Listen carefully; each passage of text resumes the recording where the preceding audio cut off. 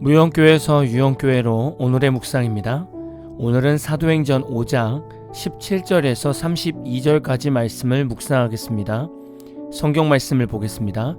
대제사장과 그와 함께 있는 사람, 즉 사두개인의 당파가 다 마음에 시기가 가득하여 일어나서 사도들을 잡아다가 옥에 가두었더니 주의 사자가 밤에 옥문을 열고 끌어내어 이르되 가서 성전에 서서 이 생명의 말씀을 다 백성에게 말하라. 하매 그들이 듣고 새벽에 성전에 들어가서 가르치더니 대제사장과 그와 함께 있는 사람들이 와서 공회와 이스라엘 족속의 원로들을 다 모으고 사람을 옥에 보내어 사도들을 잡아오라 하니 부하들이 가서 옥에서 사도들을 보지 못하고 돌아와 이르되 우리가 보니 옥은 든든하게 잠기고 지키는 사람들이 문에 서 있으되 문을 열고 본즉 그 안에는 한 사람도 없더이다 하니 성전 맡은 자와 제사장들이 이 말을 듣고 의혹하여 이 일이 어찌 될까?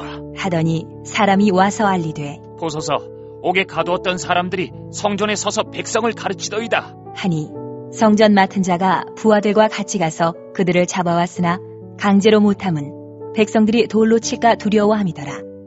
그들을 끌어다가 공회 앞에 세우니 대제사장이 물어 이르되 우리가 이 이름으로 사람을 가르치지 말라고 엄금하였으되 너희가 너희 가르침을 예루살렘에 가득하게 하니 이 사람의 피를 우리에게로 돌리고자 함이로다. 베드로와 사도들이 대답하여 이르되 사람보다 하나님께 순종하는 것이 마땅하니라. 너희가 나무에 달아 죽인 예수를 우리 조상의 하나님이 살리시고 이스라엘에게 회개함과 죄 사함을 주시려고 그를 오른손으로 높이사 임금과 구주로 삼으셨느니라.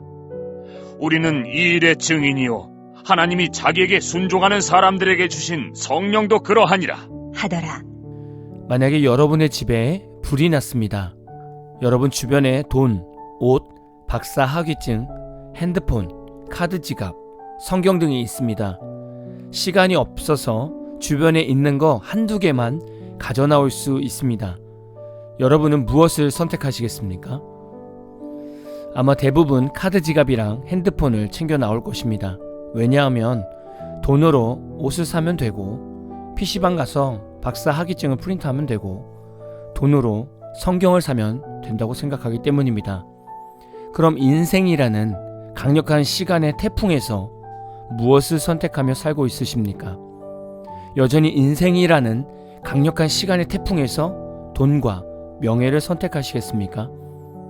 오늘 말씀을 보면 돈과 명예를 주관하고 있는 대제사장과 사두개인들이 등장합니다.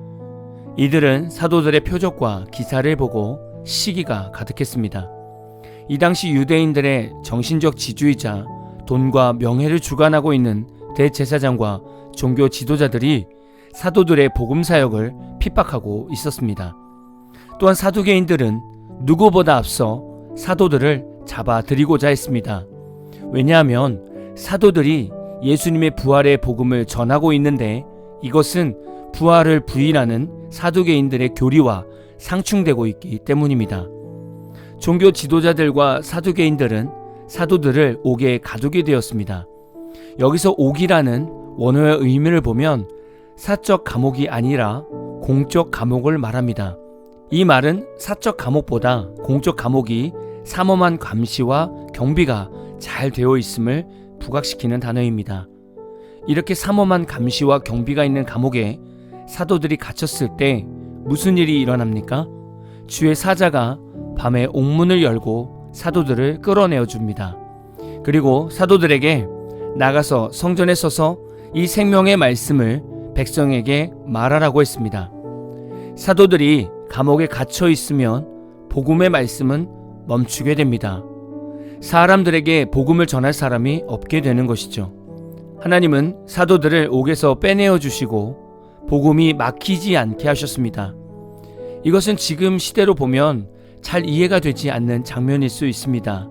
왜냐하면 늘 성도들은 핍박만 받고 세상에 나가서 무너지고 하나님은 성도들의 문제를 그냥 놔두는 것처럼 보이기 때문입니다.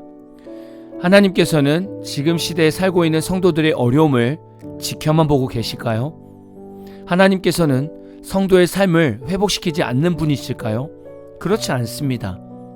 우리의 생활이 예수 그리스도의 간증의 삶이 되고 복음을 전하는 그리스도인으로서 온전한 삶이 되어지면 하나님은 우리가 세상에서 무너지고 쓰러지게 놔두지 않습니다. 요즘 간증 프로그램들을 보면 목회자나 선교사분들의 간증도 많지만 평신도 성도들이 복음을 들고 세계 곳곳에서 쓰임받고 있는 경우들을 보게 됩니다.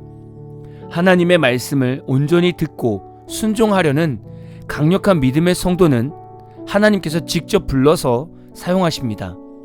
이런 현상은 하나님은 예수 그리스도의 죽음과 부활의 복음이 세상에서 갇혀있지 않기를 원하시는 겁니다.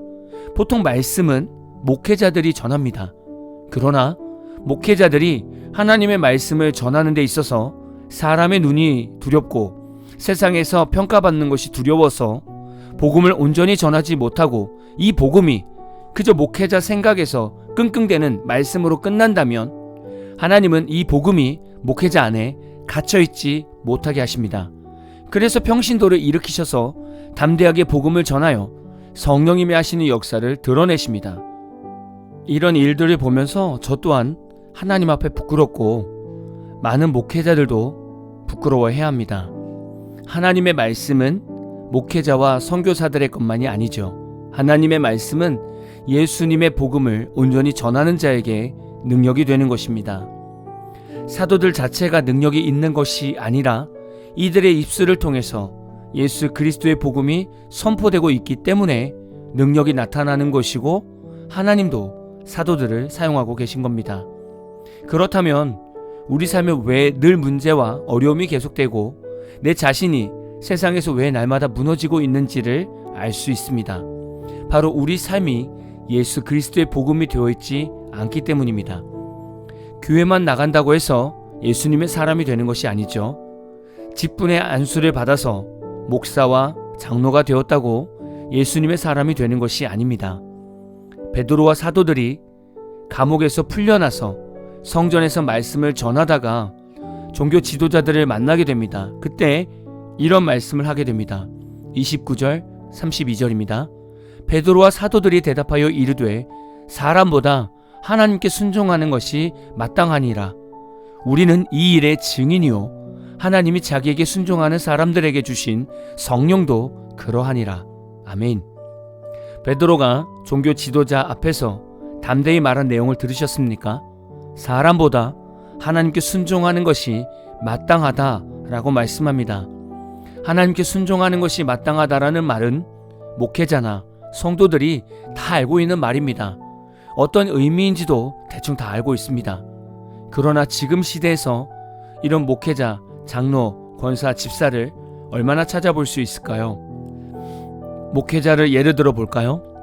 저는 우리나라에서 서울, 전라도권, 강원도권 빼고는 다른 지역에서는 거의 다 한 번씩은 사역을 해본 것 같습니다. 그런데 참 마음이 아픈 상황들을 보았습니다. 흔히 대전 밑에 있는 지방에서 규모가 있는 교회는 부교육자를 구하려고 해도 구할 수 없습니다. 특히 지방에 있는 큰 교회가 아니라 대략 100명에서 300명 사이의 교회에서 전도사, 부목사 구하는 것은 더더욱 어려운 일입니다. 부산과 제주도는 말할 것도 없죠. 왜 지방에서 전도사, 부목사를 구하기 어려울까요? 우리는 하나님의 말씀에 순종한다고 하지만 젊은 전도사, 부목사들은 도시와 수도권에 있는 시설 좋고 대우가 좋은 교회를 선호합니다. 사역자들이 기도하면서 하나님이 원하시는 곳을 가기보다는 내 자녀의 교육과 내 삶의 안정을 추구하는 기준으로 사역지를 구하고 있습니다. 많은 전도사 목회자 중에서도 분명 하나님께서는 지방이나 시골 교회 목회자로 가기를 원하십니다. 그런데 이런 하나님의 뜻을 구하고 찾는 사역자가 거의 없어서 지방 교회들마다 부교육자들은 텅텅 비어있고 연세가 있는 담임자는 모든 성도들을 이끌다 보니 학생, 청년들을 거의 신경 쓸 수 없는 상태가 되는 것이죠. 그럼 젊은이들은 점점 세상으로 나가게 되고 교회는 어른 성도만 남는 미래가 사라진 교회가 돼버립니다. 제가 모든 목회자, 전도사를 비판하고 정죄하는 것이 아닙니다. 우리나라에 목회자가 넘쳐난다고 하지만 정작 교회들마다 부교육자를 뽑지 못하는 교회를 보면서 안타까움이 있어서 말씀을 남긴 것입니다. 이 묵상을 들으시는 여러분은 목회자를 정죄하기보다는 이 나라의 교회와 목회자를 위해 더 기도해 주십시오. 장로, 권사, 집사까지 예를 들지 않아도 우리는 목회자만 예를 들어도 왜 우리나라 교회가 무너지고 있고 힘이 없어지는지를 알 수 있습니다. 우리는 성경에서 보고 있는 사도들의 믿음, 즉 예수 그리스도의 복음 하나로만으로 살아가는 그 중심을 먼저 회복해야 합니다. 지금 이 시대는 다시 예수 그리스도의 복음이라는 하나님 말씀에 순종하는 것부터 다시 시작해야 합니다. 머리로 신앙생활하는 것을 다 버리고 마음과 순종의 실천으로 다시금 예수님께 나아오는 신앙이 회복되어야 합니다. 우리 삶의 문제와 어려움은 늘 있겠지만 예수 그리스도가 내 삶의 완전한 주인이 되시는데 어떻게 우리가 무너지고 쓰러지고 좌절할 수 있겠습니까? 예수님은 우리 삶의 목적이요 소망이며 삶의 이유가 되십니다. 오늘 말씀을 묵상하시면서 여러분 자신은 예수로 죽고 예수로 사는 인생인가를 돌아보시고 다시금 복음 앞에서 살기를 결단하는 믿음의 성도가 다 되시기를 진심으로 축복합니다. 오늘 마무리 찬양은 나무엔의 주 안에 있는 나에게 라는 찬양입니다. 찬양 후에는 잔잔한 연주곡이 있습니다. 말씀을 생각하면서 기도하는 시간을 가져보십시오.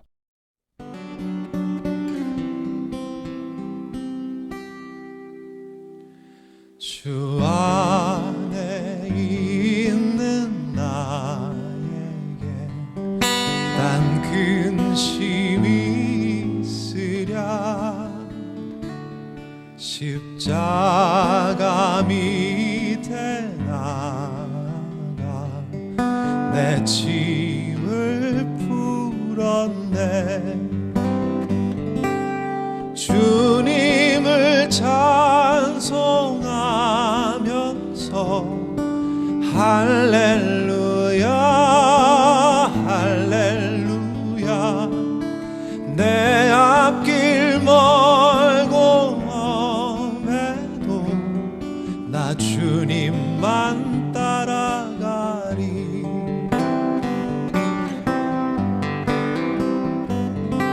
그 두려움이 면하여 내 기도 되었고 전날의 한숨 면하여 내 노래 되었네 주님을 찬송하면서 할렐루야 할렐루야 내 앞길 멀고 험해도 나 주님만